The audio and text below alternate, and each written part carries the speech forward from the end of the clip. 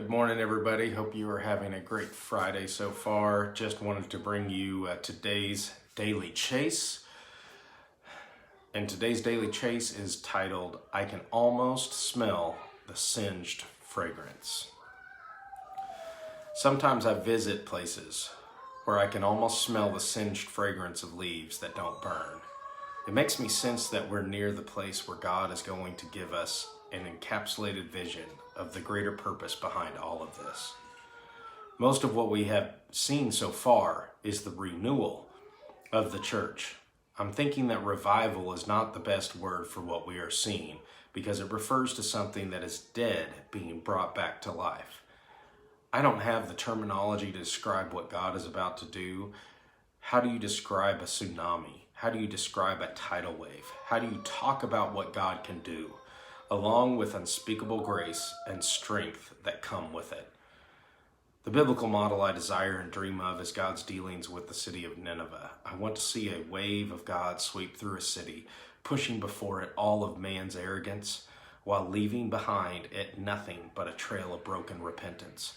I'm hungry for revival like we see in Jonah's description of citywide repentance and fasting in Nineveh. That kind of revival should have happened at Nazareth, but it didn't. Nazareth would have been the optimal place because that city had the greatest preacher who ever lived. Jesus stood in Nazareth's synagogue and said, "The Spirit of the Lord is upon me." Then he read from the menu of what he wanted to do: heal the sick, open blind eyes, set the prisoners free.